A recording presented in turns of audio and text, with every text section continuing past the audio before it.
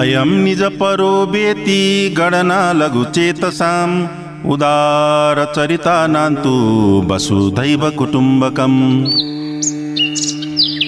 चैतन्य चिन्तन हरेक बिहान 5 बजे वसन्त विश्वामित्रको साथमा। चैतन्य चिन्तन काठमाडौँमा रेडियो NRN 99.1 र नेपाली रेडियो नेटवर्क मार्फत देशैभरि। चैतन्य चिन्तन।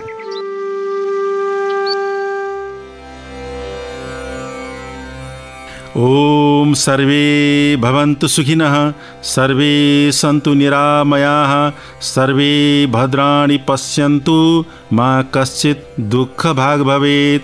ओम शान्तिः शान्तिः शान्तिः।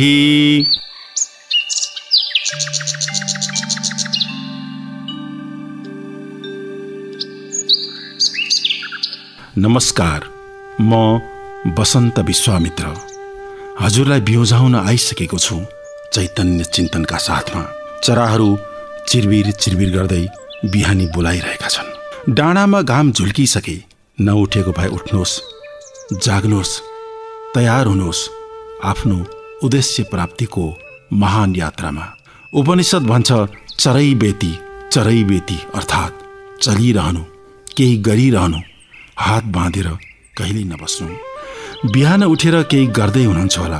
बिहानी नित्य नैमित्तिक कर्म, शारीरिक अभ्यास, योगाभ्यास या बिहानी घुमाई जे गर्नुहुन्छ राम्रोसँग गर्नुहोस्। शारीरिक, मानसिक र आध्यात्मिक रूपले स्वस्थ र मस्त रहनुहोस्। विद्यार्थी हुनुहुन्छ भने मन दिएर अध्ययन गर्नुहोला। व्यापारी हुनुहुन्छ भने मुनाफा मात्रै नसोचेर सेवा पनि गर्नुहोला। जुन जुन पेसा व्यवसायमा हुनुहुन्छ आफ्नो धर्म निभाउनुहोला। नयाँ काम सुरु गर्दै हुनुहुन्छ या कामको खोजीमा हुनुहुन्छ भने काम मिलोस्, शुभकामना। अस्वस्थ हुनुभएको छ भने स्वस्थ हुनुहोला। जे गर्न चाहिरहनु भएको छ सबै पूरा हुन्, धेरै धेरै शुभकामना छ। भनिन्छ बिहानीले शुभ दिनको सङ्केत गर्दछ।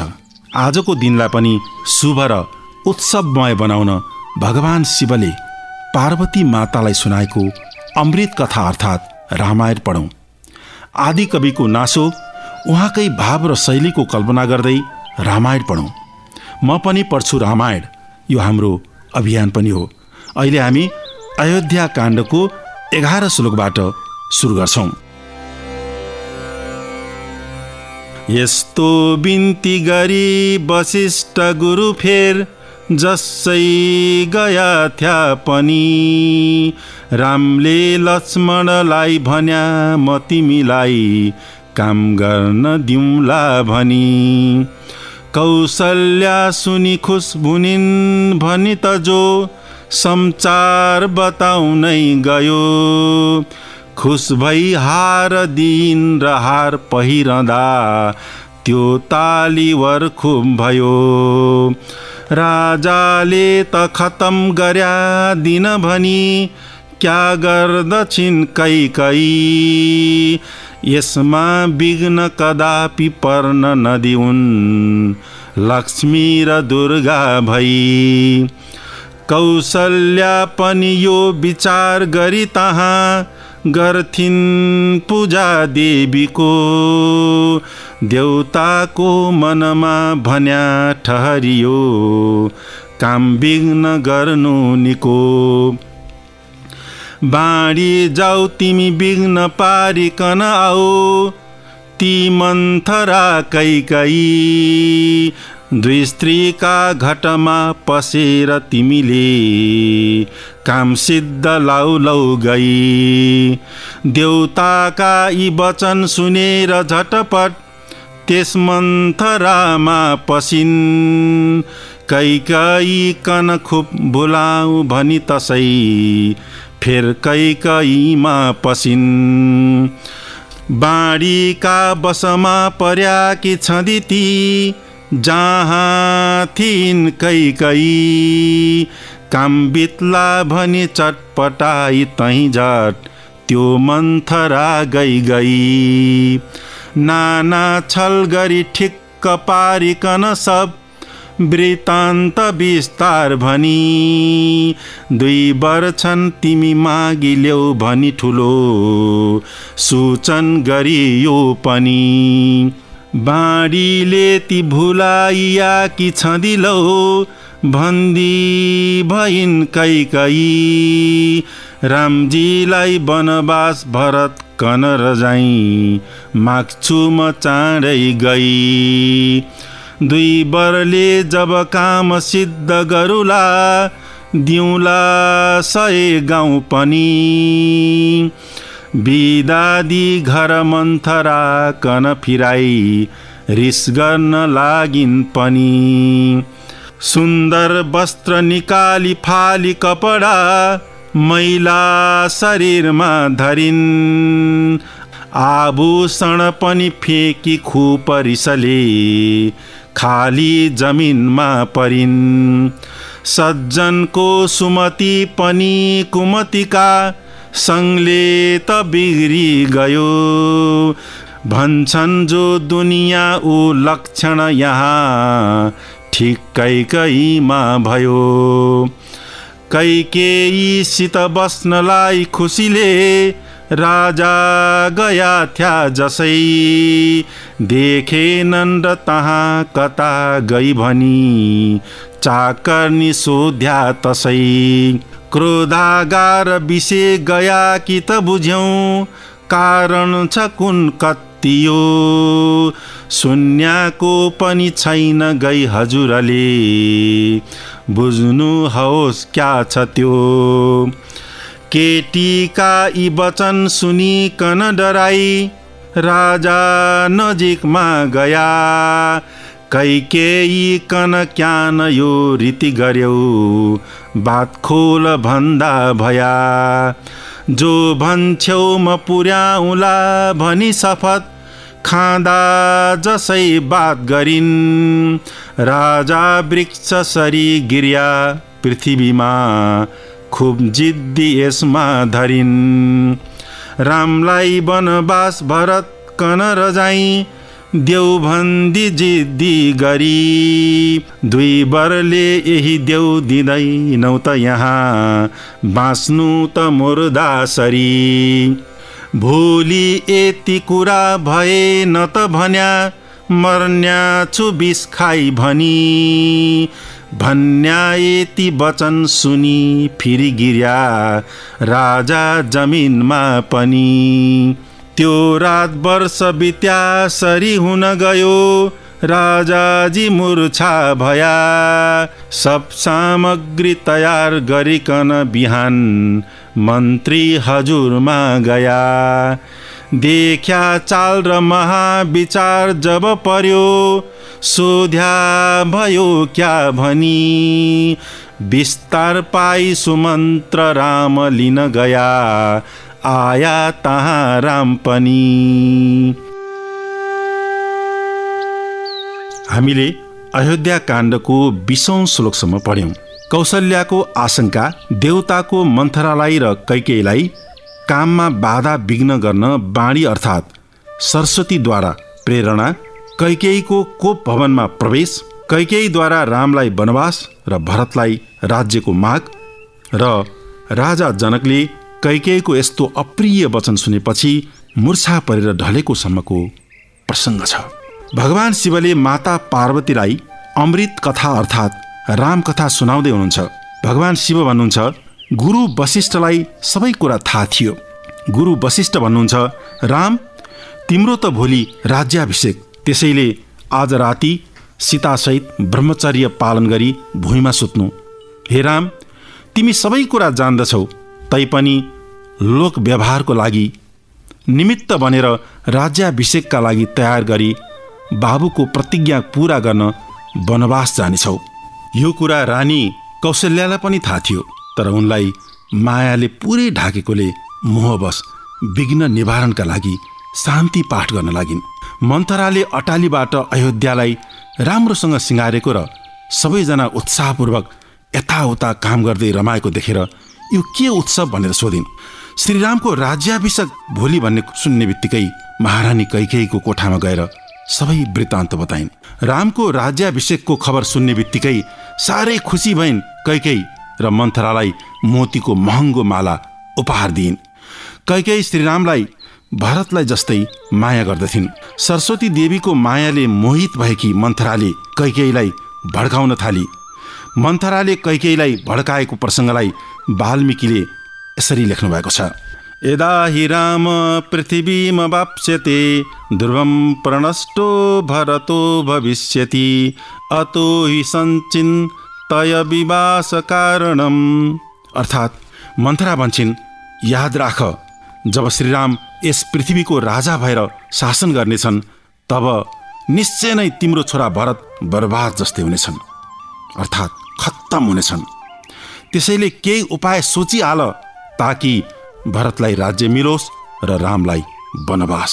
कैकेयीले मन्थरालाई घर भाण्ड खोज्ने भनेर गाली गरिन्। मन्थराले अनेक तरहले सम्झाउन थालिन्। राजा दशरथले तिम्रो छोरा भरतलाई मामा घर पठाएर रामलाई राज्य दिने अर्थात् राजा बनाउने कुरा गरेका छन्। यो ठुलो षड्यन्त्र हो। किन कुरा नबुझे कि?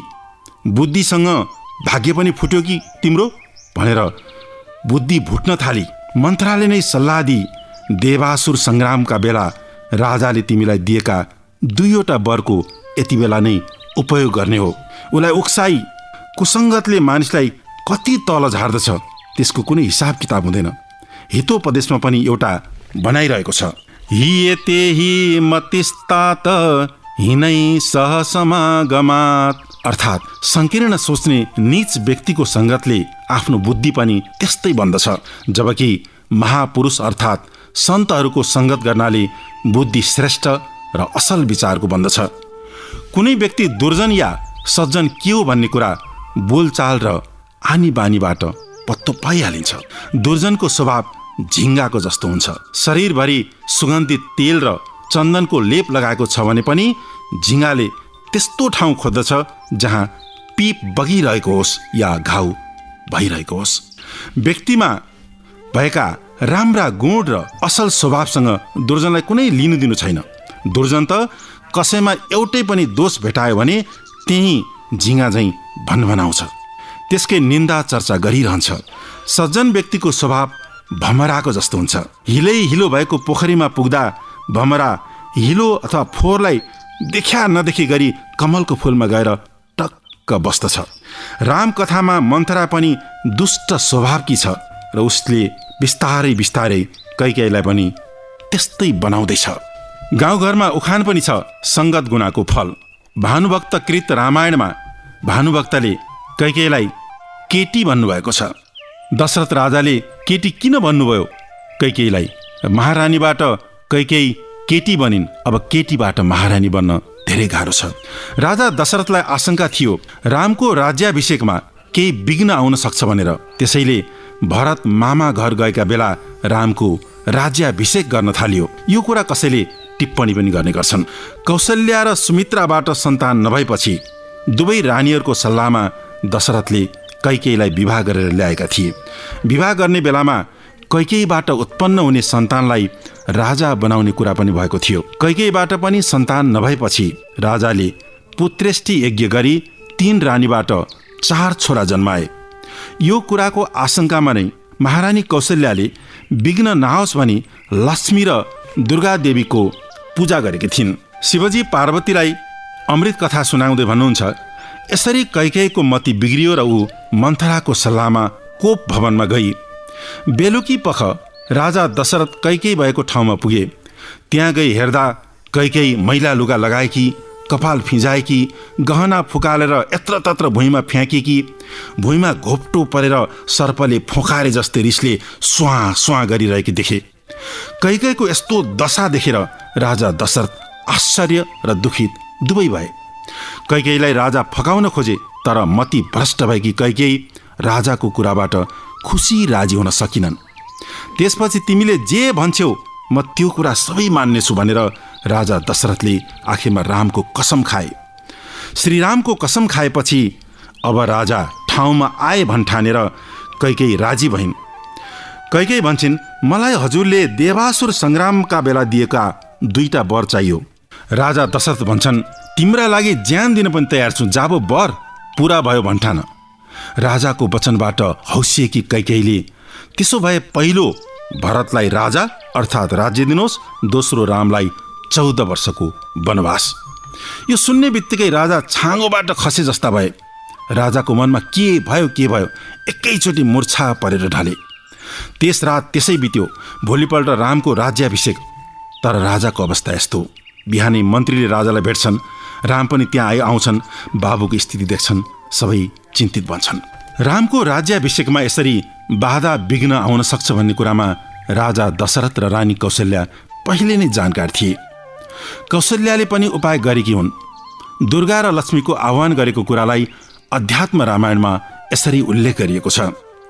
लक्ष्मीं पर्यचर देवीं रामस्यार्थ प्रसिद्धये सत्यवादी दशरथ करोत्येव प्रतिश्रुतं कैकेयी वसग किन्तु कामुकः किं करिष्यति इति व्याकुलचित्ता सा दुर्गा देवीमपूजयेत् एतिस्मनन्तरे देवा देवीं वाणीमजोतयत् गच्छ देवी भुवो लोक मयोध्यायां प्रयत्नतः। अर्थात् माता कौशल्याले दशरथ सत्यवादी हुनुहुन्छ भन्ने विश्वास गर्दै लक्ष्मीको पूजा गरिन्। आशंका पनि भयो, कैकेयीका बसमा परेका यस्ता कामुक राजाले के आफ्नो वचन पूरा गर्लान्। यति भन्दै दुर्गाको पनि कौशल्याले पूजा गरिन्। दुर्गा र लक्ष्मीको कौशल्याले आराधना त गरिन्, तर देवताहरूलाई पीर पर्न थाल्यो। रामको राज्याभिषेक भयो भने राम राजकाजमा व्यस्त हुन्छन्। रावण लगायतका राक्षसहरूलाई कसले मार्छ, हामीलाई कसले रक्षा गर्छ? राजा भयो भने त सब बर्बाद हुन्छ। त्यसैले राज्याभिषेक बिथोल्नु पर्यो। देवताहरूले योजना बनाए। कुनै पनि काम गर्न शक्तिको अनुष्ठान आवश्यक पर्ने। कुनै पनि काम गर्न हामीलाई शक्तिको अनुष्ठान गर्न आवश्यक पर्छ। दुर्गा र लक्ष्मीलाई त कौशल्याले आह्वान गरिसकिन्। त्यसैले महाकाली, महालक्ष्मी र महासरस्वती 3 देवी मध्ये देवताहरूले वाग्देवी सरस्वतीको आराधना गरे। देवताहरूले सरस्वती समक्ष बिन्ती गरे, देवी पहिले मन्थराको भित्र पसी कैकेयीको बुद्धि भ्रष्ट गर्नुहोस् र पछि कैकेयीको बाणीभित्र पसी राजालाई वचन स्वीकार गर्न बाध्य पारिदिनुहोस्। भगवान शिव पार्वती देवीलाई सुनाउनुहुन्छ। आजलाई यति नै, भोलि वनवासको कथा सुनाउला। यही कथासँगै भोलि बिहानसम्मका लागि म पनि बिदा मागे। भोलि बिहान सबैले जगाउन र उठाउन आउनेछु। हजुरहरूको दिन शुभ रहोस्। नमस्कार।